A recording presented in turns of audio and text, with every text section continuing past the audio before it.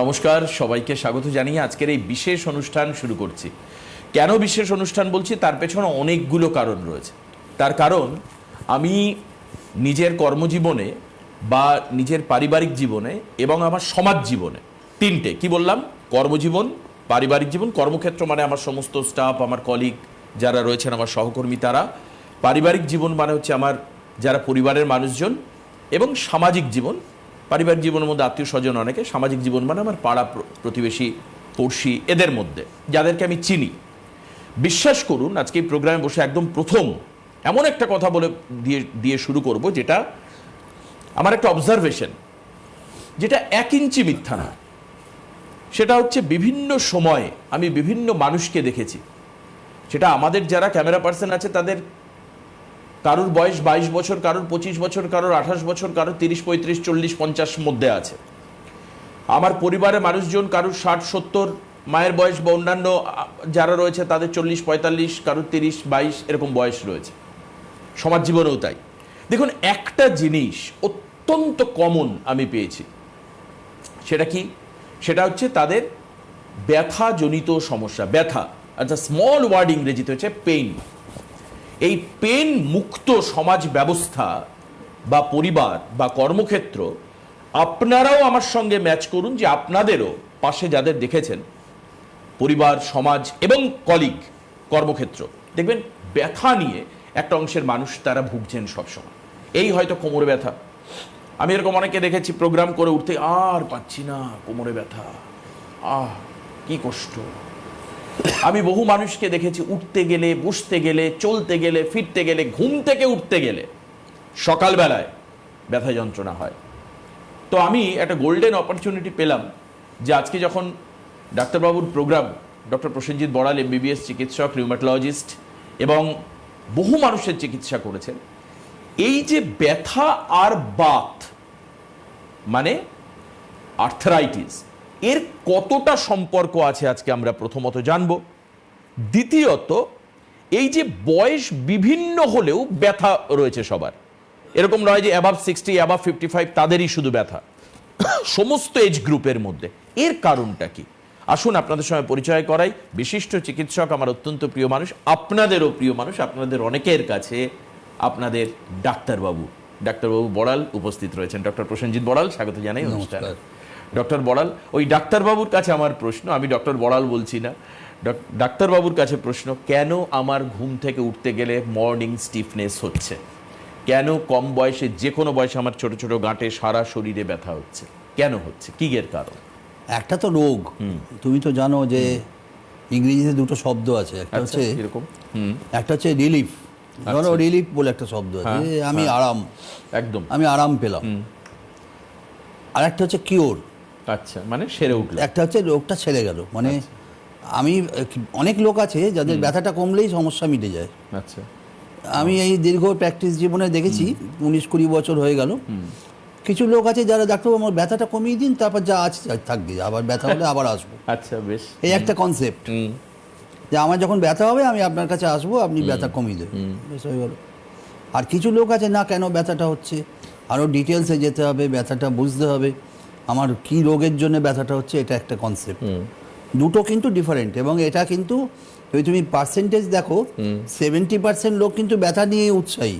আচ্ছা, মানে ব্যথা কমে গেলে আমার ব্যথা কমে গেলে সব আর কিছু দরকার, আমার ব্যথাটা কমিয়ে দেয়, রাইট। আর 30% লোক হচ্ছে আমার ব্যথাটা কেন হচ্ছে, কারণ অনুসন্ধান, এটা দেখো।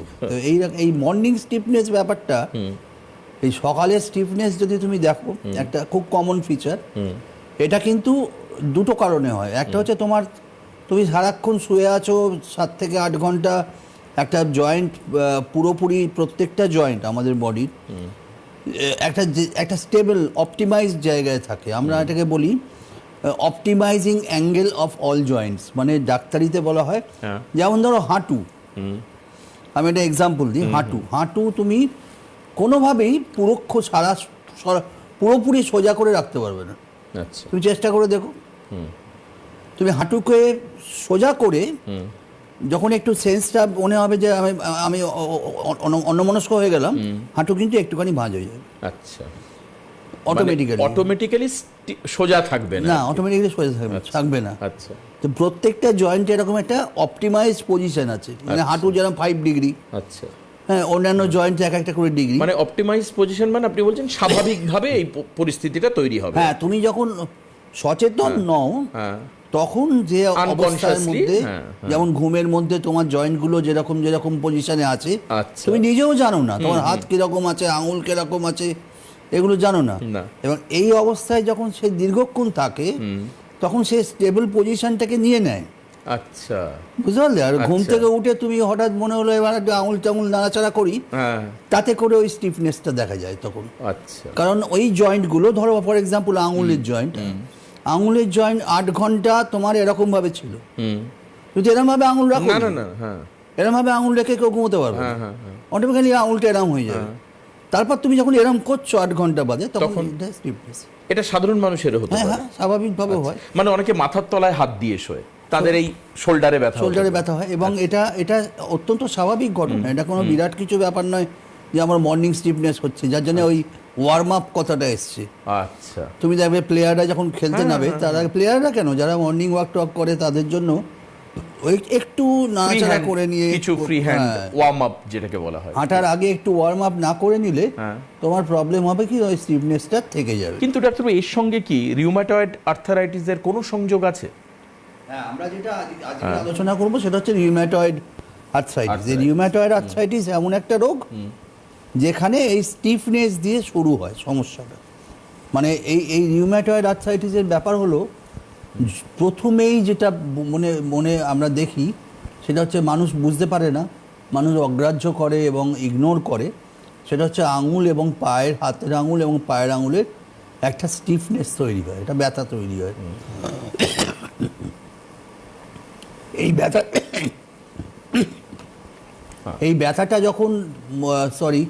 ব্যথাটা যখন খুব বাড়াবাড়ি হয়ে যায় তখন তারা ডাক্তারবাবুর কাছে আসে। এই আঙুলের স্টিফনেসটা এমনই যে হাত আঙুল পরে ডিফর্মিটি হয়ে যায়। ডাক্তার একটা কথা বলবেন, এই যে রিউমাটয়েড আর্থারাইটিস হলে আমাদের কোন কোন অঙ্গে ব্যথা হতে পারে এবং সেটা কতটা সিরিয়াস হতে পারে? দেখো, রিউমাটয়েড আর্থ্রাইটিসের মানে পার্ট যদি তুমি দেখো, পুরো ডাক্তারি মতে যদি তুমি দেখো, 1 নম্বর হচ্ছে রিউমাটয়েড আর্থ্রাইটিস যে কোনো জয়েন্টে হতে পারে, 1 নম্বর। 2 নম্বর হচ্ছে যে কোনো বয়সে হতে পারে। 2 নম্বর, যে লেডিস ফিমেল মেল কোনো তফাৎ আছে তা নয়, বয়সেরও তফাৎ নেই, মানে জুভেনাইল আর্থ্রাইটিস যেগুলো ছোটবেলা থেকে আরম্ভ হয়, রিউমাটয়েড আর্থ্রাইটিস ছোটবেলা থেকেও হতে পারে, 10-12 বছর বয়সেও হতে পারে। প্রবণতা কারুর বেশি নেই, প্রবণতা একটা ফ্যামিলিয়ার ট্রেন্ড, একটা ফ্যামিলিয়ার ট্রেন্ড আছে যে আমার ফ্যামিলিতে যদি কারোর থাকে সেক্ষেত্রে আমার হওয়ার প্রবণতা বেশি। মানে ছেলে মেয়ে ভিত্তিতে কারুর বেশি বা কম? না, সেটা নয়, ছেলে মেয়ে ভিত্তিতে বেশি কম নয়, অল্প একটু মহিলাদের বেশি হতে পারে, কিন্তু আদারওয়াইজ নয়। এবং এই রিউমাটয়েড আর্থ্রাইটিস যদি বুঝতে হয় তাহলে এটাকে বুঝতে গেলে প্রথমে হচ্ছে আমরা যেটা দেখি সেটা হচ্ছে আঙুলের স্টিফনেস, পায়ের আঙুলের স্টিফনেস, শক্ত হয়ে যাওয়া, ব্যথা হওয়া, তারপরে আস্তে আস্তে আঙুল থেকে শুরু হয়ে রিস্ট, এলবো, শোল্ডার, একটা একটা করে জয়েন্ট বাড়তে থাকে। মানে ডাক্তার এটা কি তাহলে ছড়ায়? মানে স্প্রেড করবার এটা অ্যাকচুয়ালি যদি তুমি আরো বিস্তারিত জানতে চাও, এটা হচ্ছে একটা অটো ইমিউন ডিজিজ। মানে অটো ইমিউন ডিজিজ মানে আমরা ডাক্তারিতে যদি না গিয়ে সহজভাবে বোঝাই, তোমার যে রোগ প্রতিরোধ ক্ষমতা, তোমার যে অ্যান্টিবডি, তারা তোমার সৈন্য, তারা তোমার শরীরকে বাঁচাচ্ছে, প্রোটেক্ট করছে। এবার তারা যদি বলে যে না আমরা বাঁচাবো না, নিজের শরীরকে আমরা নিজেরাই ধ্বংস করব, এরকম ম্যালফাংশন হতে পারে। মানে এটা হচ্ছে একদম স্যাবোটেজ। আচ্ছা, তোমার সৈন্য তোমাকেই মেরে ফেলছে। বুঝতে পেরেছি। That is auto immune disease. এই অটো ইমিউন ডিজিজের মধ্যে রিউমাটয়েড আর্থ্রাইটিসটা পড়ে। আচ্ছা, তার মানে যে কোনো ডাক্তারবাবু, আপনি খুব অসাধারণ গুরুত্বপূর্ণ আলোচনা হচ্ছে। আমি এই মুহূর্তে একজনের ফোন নেব, তার কথা শুনে আবারও আমি এই রোগের বিষয়ে একাধিক প্রশ্ন এবং তার উত্তর রয়েছে, এবং এর ট্রিটমেন্টেরও খুব অদ্ভুত দুটো লজিক্যাল ওয়ে রয়েছে। কি সেগুলো সেটাও জানবো, যে ট্রিটমেন্টটা কিভাবে হচ্ছে। আসুন, কে রয়েছেন ফোনে? হ্যালো। হ্যাঁ, নমস্কার, বলুন কে বলছেন? আমি খড়দা থেকে কথা বলছি, স্বপ্না মুখার্জি। আচ্ছা, বলুন কি হয়েছে মিস্টার মুখার্জি আপনার? ফ্রোজেন শোল্ডারে খুব কষ্ট। Frozen shoulder। ওটা উঠেছি, কি করে এর থেকে ফ্রোজেন শোল্ডারে কষ্ট মানে আপনার কি ডায়াবেটিস আছে? ডায়াবেটিস আছে। আছে, আগে ডায়াবেটিসটাকে কন্ট্রোল করুন, কারণ এই ডায়াবেটিস মোটামুটি কন্ট্রোল। তাহলে এক্সারসাইজ শুরু করুন। ফ্রোজেন শোল্ডারকে দুভাবে ট্রিট করা হয়। একটা হচ্ছে আপনি যদি সরাসরি আমরা ইঞ্জেকশানে যাই, যে ইঞ্জেকশানটা দিলে চট করে ভালো হয়ে যায়, মানে আপনি আজকে এলেন ফেরার সময় ফ্রোজেন শোল্ডার থাকবে না, এটা করে দেওয়া যায় তাৎক্ষণিক। আর একটা হচ্ছে এক্সারসাইজ বা ফিজিওথেরাপির মাধ্যমে ফ্রোজেন শোল্ডারটাকে ট্রিট করা। এবার কেউ মনে করে যে না আমরা এক্সারসাইজ করে দেখব, কেউ মনে করে যে না আমরা চট করে ইঞ্জেকশন নিয়ে নেবো, ইঞ্জেকশন নিলে সঙ্গে সঙ্গে ভালো হয়ে মানে যাবে। আপনি বলছেন ডাক্তারবাবু, যে হাত আমি নাড়াতে পারছি না, যে হাত আমার ইঞ্চি খানেক নড়ছে না, সেটাকে আপনি কতক্ষণের মধ্যে ঠিক করে দেবেন? মানে এই ব্যথাটা দেখো, কমে এটা যাবে কতক্ষণের মধ্যে? শোল্ডারটা জেনারেলি এই অবধি ওঠে, হ্যাঁ, হ্যাঁ, এই অবধি ওঠে, একবারে যে উঠছে না তা না, এই অবধি ওঠে। হ্যাঁ। তারপরে আর আর তারপরে খানিকটা মানে এখান থেকে পুরোটা সোজা আচ্ছা। করা যাবে আচ্ছা। যদি আমরা ইঞ্জেকশনটা দিই। এবং ইঞ্জেকশনটা কিন্তু অনেক ক্ষেত্রে যেটা হয় সেটা হচ্ছে একবার, দুবার বা তিনবারও দিতে হতে পারে। আচ্ছা, আপ টু 3 টাইমস ইঞ্জেকশনটা লাগতে পারে।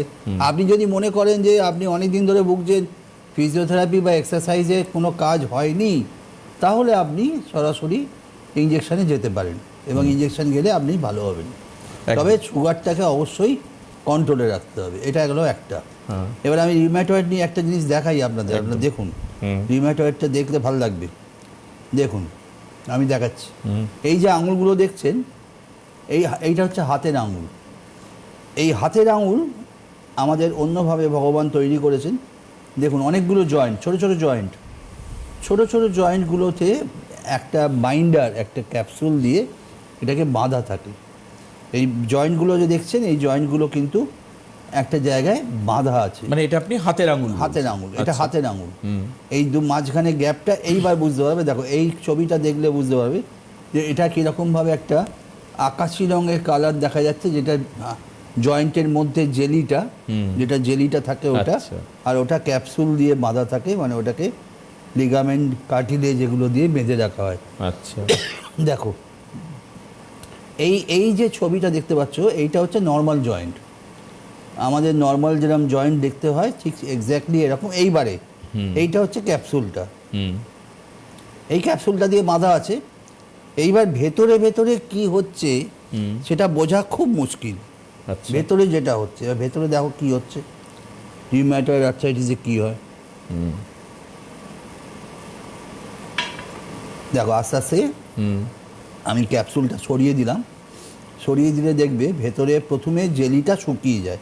ফার্স্ট যেটা হয়, ভেতরে জয়েন্টের জেলিটা শুকিয়ে গিয়ে প্রদাহটা শুরু হয়। এই যে মানে লাল ডাক্তারবাবু, তার মানে নীল রঙের যে জিনিসটা ছিল সেটা কিন্তু আমি এই ছবিতে আর দেখতে পাচ্ছি না। নীলটা দেখতে পাচ্ছ না, কারণ প্রদাহটা পাচ্ছি শুরু না? হয়েছে, লাল হয়ে গেছে। আচ্ছা, এবং লাল মানে হচ্ছে এই যে হাতের ব্যথাটা, এই যে স্টিফনেসটা। দেখো এখন আপনি ঘুম থেকে উঠে মনে হচ্ছে আমার আঙুলটা আমি টানলে ভালো হয়, পায়ের আঙুলগুলো মনে হচ্ছে যে আমি টানলে ভালো হয়, একটুখানি নাড়াচাড়া করতে স্টিফনেস লাগছে। এটা কি আর্লি স্টেজ? এটা আর্লি স্টেজ, একদম শুরুতে। এটা মানুষ বুঝতে পারে না, জেনারেলি বুঝতে পারে না। আচ্ছা, এরপরে যেটা হয়, এই হাতের আঙুলগুলো বেঁকতে আরম্ভ করে, মানে ডিফর্মিটি তৈরি হয়। দেখো এগুলো ভালো করে ছবিটা দেখো, দেখলে বুঝতে পারবে। ফোন আছে? আচ্ছা ফোন। হ্যাঁ, ফোন রয়েছে, আমি একটা নিয়ে নিই। কে রয়েছেন ফোনে? হ্যালো, হ্যালো ডাক্তারবাবু, নমস্কার। নমস্কার। বলুন, কে বলছেন? আমার না একটা খুব কোশ্চেন আছে। কোশ্চেন আমার হাঁটুর খুব প্রবলেম, কোমরেরও। তা আমার একটা জিজ্ঞাসা আছে যে মনে করুন আমি মানে একটা পায়ে 20,000, একটা পায়ে 20,000 ইঞ্জেকশন দিলাম, আমি দেখেছি আপনার এটা। হ্যাঁ, তারপরে 4 বছর পরে আবার দিলাম, হ্যাঁ। তারপরে আবার 4 বছর পরে দিতে হবে। কতবার দিতে হবে? আপনার বয়স কত? 66। 66? হ্যাঁ, 66 হলে আপনার 4 বছর হলে 70 বছর হবে, তারপরে 4 বছর হলে 74 বছর হবে।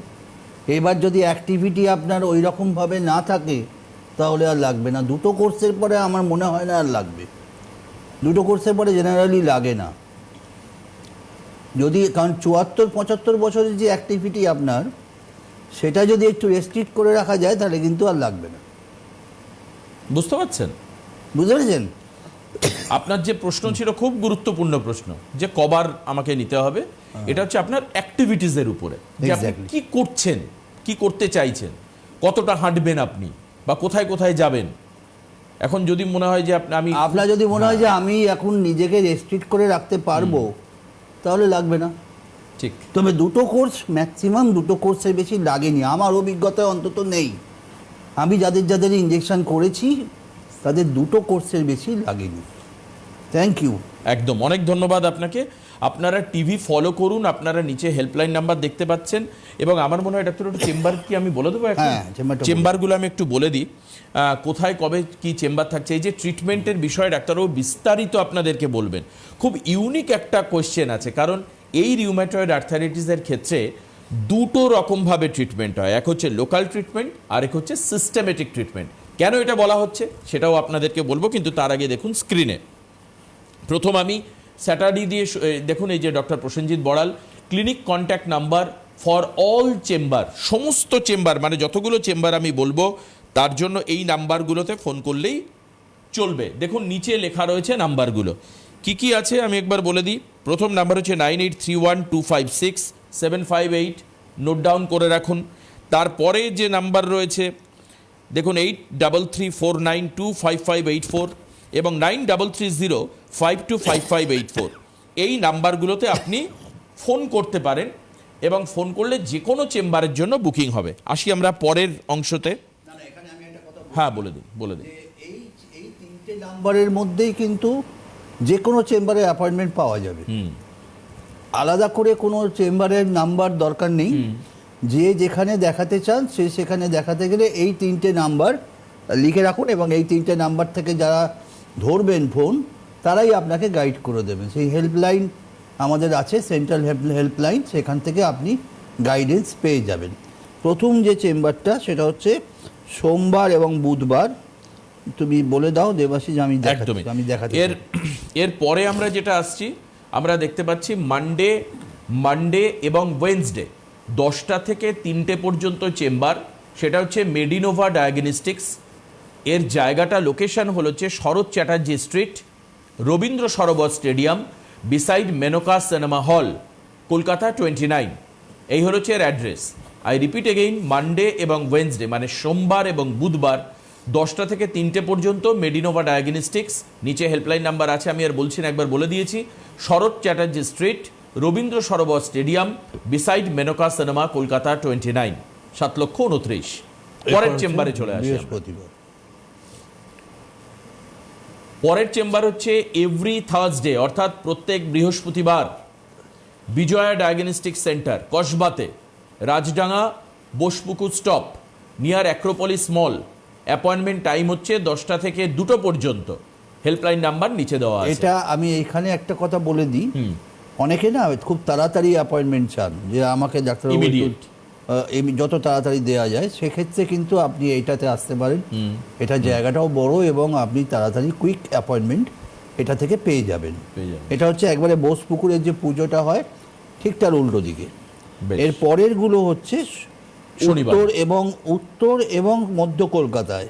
উত্তর এবং মধ্য কলকাতার জন্য শনিবারের প্রথম এবং তৃতীয় শনিবার, শনিবার প্রথম মানে ফার্স্ট স্যাটারডে এবং তৃতীয় শনিবার third Saturday, Bijoya diagnostic centre, Kaikhali মোড়, beside O2 hotel, near airport gate number 1, near Haj building.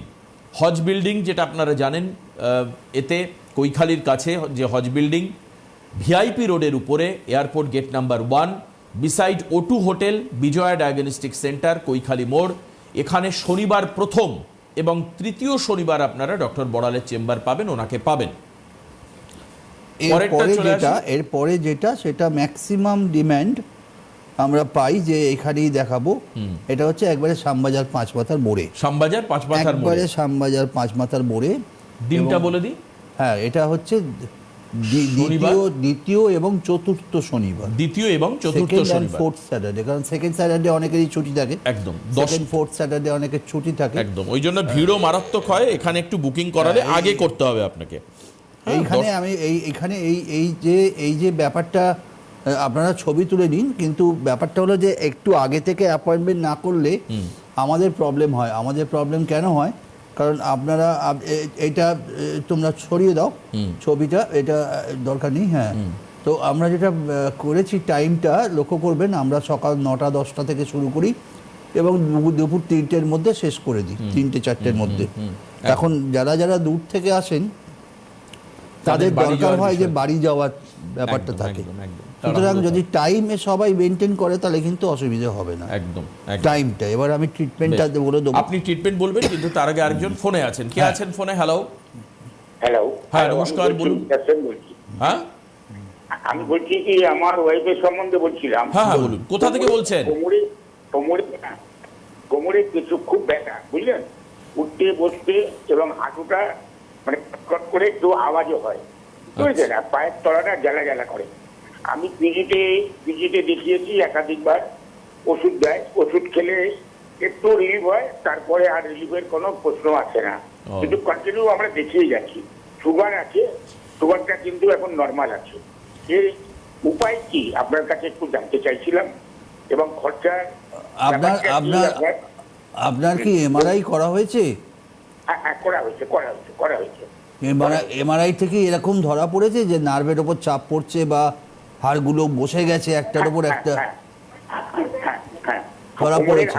চেপে গেছে, এমআরআই দেখাচ্ছে, আর ওটা দেখাচ্ছে, ওটা আমি আপনার জন্যে আমি ট্রিটমেন্টটা দেখিয়ে দিই। দেখুন, আপনার ভালো লাগবে, কারণ ট্রিটমেন্টটা সরাসরি আমি আপনাকে দেখাতে পারবো যেটা আমরা করি। আপনি একটু টিভির লাইনে থাকুন, আমার মনে হয় এটা আপনার সুবিধা হবে। এবং অনেকেরই প্রবলেমটা আছে কোমরে ব্যথা। এটা আমরা যেটা করি সেটা হচ্ছে কোমরের নার্ভটাকে ব্লক করে দিই। আপনি যে এমআরআইটা করেছেন, এমআরআইটা দেখবেন, ওখানে লেখা আছে, ছবিটা দাও। এই এমআরআইটা দেখলেই বুঝতে পারবেন যে আপনার দুটো নার্ভে, 2 বা 3টে নার্ভের ওপর চাপ পড়ছে, সেটা এমআরআইতে লেখা আছে। L2, L3, L4 এরমভাবে লেখা থাকে। আমরা যেটা করি সেটা হচ্ছে নার্ভটাকে ব্লক করে দিই। এটাকে বলে স্পাইনাল নার্ভ ব্লক। আপনি ভালো করে ছবিটা দেখুন, এই নার্ভটা যেটা আছে সেই নার্ভটাকে একটা ইঞ্জেকশনের মাধ্যমে ব্লক করে দেওয়া হয়, এবং এই যে দেখতে পাচ্ছেন চুঁচটা যাচ্ছে, যেখানে চাপ পড়ছে সেইখানেই নার্ভটাকে ব্লক করে দেওয়া হয়। এই ট্রিটমেন্টের খরচা হচ্ছে 3 থেকে 6,000 টাকা। 3 থেকে 6,000-এর মধ্যে এই ট্রিটমেন্ট কমপ্লিট হবে। এই ট্রিটমেন্ট আপনি করতে পারেন, এবং করলে কিন্তু আপনার স্ত্রী ভালো থাকবেন। Thank you. বেশ, অনেক ধন্যবাদ। আপনি চাইলে হেল্পলাইন নাম্বারে ফোন করে নিতে পারেন। ডাক্তারবাবু, আপনি ট্রিটমেন্ট দেখাবেন বলছিলেন। হ্যাঁ, এবার ট্রিটমেন্টের ব্যাপারে আমাকে একটু বলুন, এই যে লোকাল ট্রিটমেন্ট এবং সিস্টেমেটিক ট্রিটমেন্ট, এর মধ্যে কি পার্থক্য আছে? হ্যাঁ, মানে দেখো, যেটা হয় সেটা হচ্ছে আমার একটা বা দুটো জয়েন্ট এরকম হতে পারে এফেক্টেড, 3টে জয়েন্ট এফেক্টেড হতে পারে, আবার অনেকে হয় মাল্টিপল জয়েন্ট, অনেকগুলো জয়েন্ট এফেক্টেড। দুটো ট্রিটমেন্ট ভাগ করা হয় ডাক্তারি মতে। একটা হচ্ছে লোকাল ট্রিটমেন্ট, মানে ধরো তোমার হাঁটুতে বা কোমরে হয়েছে, বা হাঁটুতে বা কবজিতে হয়েছে, সেটা একটা ট্রিটমেন্ট হবে। আর একটা ট্রিটমেন্ট হবে সিস্টেমিক ট্রিটমেন্ট, যেখানে কিন্তু একটা দুটো জয়েন্ট নয়, অনেকগুলো জয়েন্ট ইনভলভ। আচ্ছা, ঠিক আছে, দুটো ট্রিটমেন্ট আলাদা। বেশ ডাক্তারবাবু, একটা মিনিট, আমি ট্রিটমেন্টে আসবো, কিন্তু আরো আরেকজন ফোনে আছেন। কে আছেন ফোনে? হ্যালো। হ্যালো, হ্যাঁ বলুন, কোথা থেকে বলছেন? আমি বহরমপুর থেকে বলছি। বলুন, কি হয়েছে আপনার?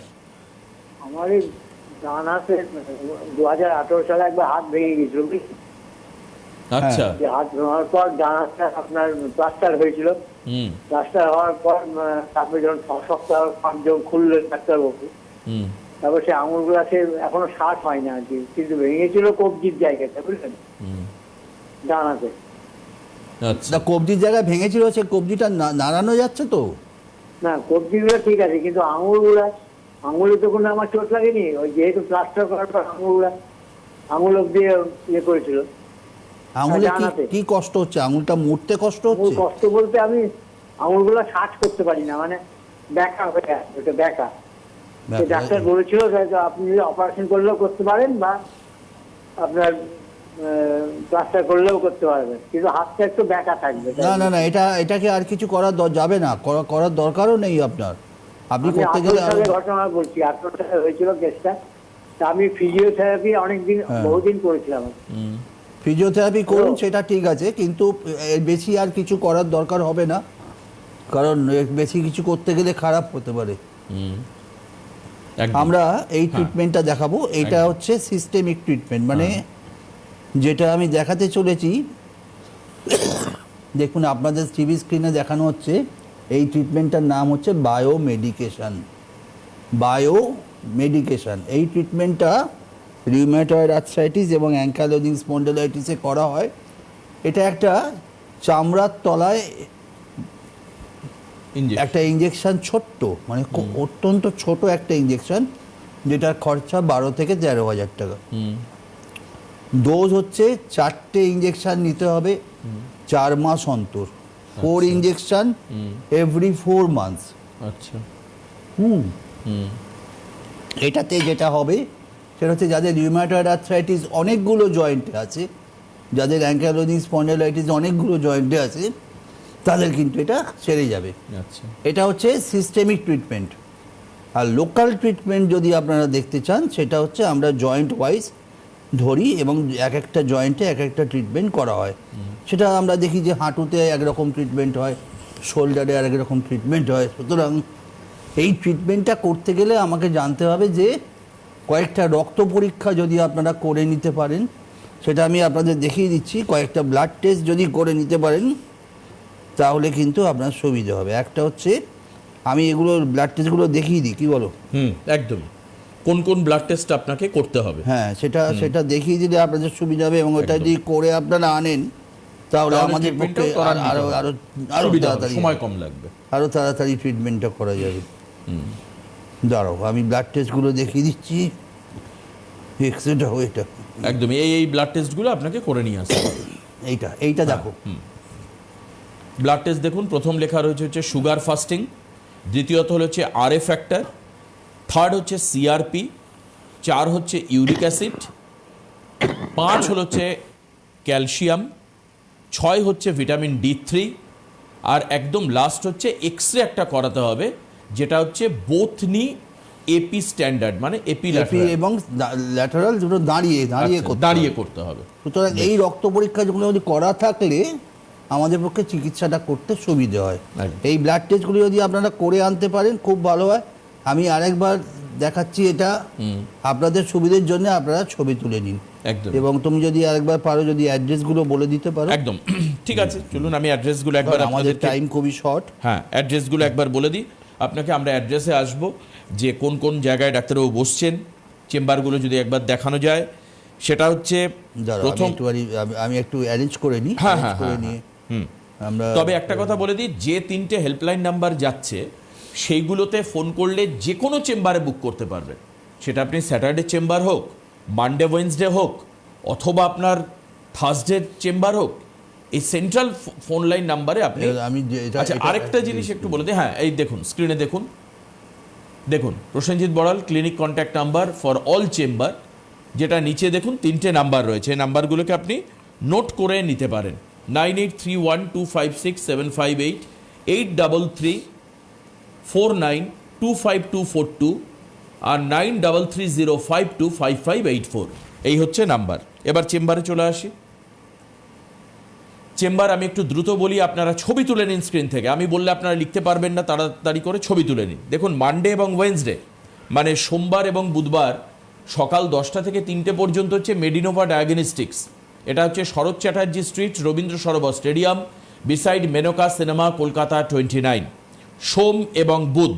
নেক্সট, ছবি তুলে নেবেন। আমরা ফিক্স করব স্ক্রিনে, আপনারা একটা জাস্ট ক্লিক করে নেবেন আপনার ফোন দিয়ে, হাতের ফোন থেকে, হ্যান্ডফোন থেকে। এভরি থার্সডে মানে প্রত্যেক বৃহস্পতিবার আপনি পাবেন Bijoy diagnostic, Kasba, Rajdanga, Bosepukur stop, near Acropolis mall. Appointment time হচ্ছে 10টা থেকে 2টো। চলে আসছি স্যাটারডেতে, ফার্স্ট এবং third Saturday Bijoy diagnostic centre, Kaikhali মোড়, beside O2 hotel, airport gate number 1, near Haj building. এখানে আর একটা চেম্বার একটু দেখিয়ে নিই। স্যাটারডে হচ্ছে সেকেন্ড এবং ফোর্থ হচ্ছে পালস ডায়াগনস্টিক্স, বিধান সরণি, শ্যামবাজার, 5 মাথার মোড়, বিসাইড রেমন শোরুম। আসুন, আজকে আর হাতে সময় নেই, আমাদের শেষ করতে হবে, কিন্তু অবশ্যই সুস্থ থাকবেন এবং অসুস্থ হলে ভয় পাবেন না, ডাক্তারবাবুর কাছে আসুন, সুস্থ হয়ে হাসি মুখে জীবন কাটান। এটাই হচ্ছে একমাত্র প্রতিপাদ্য বিষয়। নমস্কার। আজকে এখানে শেষ করছি অনুষ্ঠান। ভালো থাকবেন। নমস্কার, ভালো থাকবেন।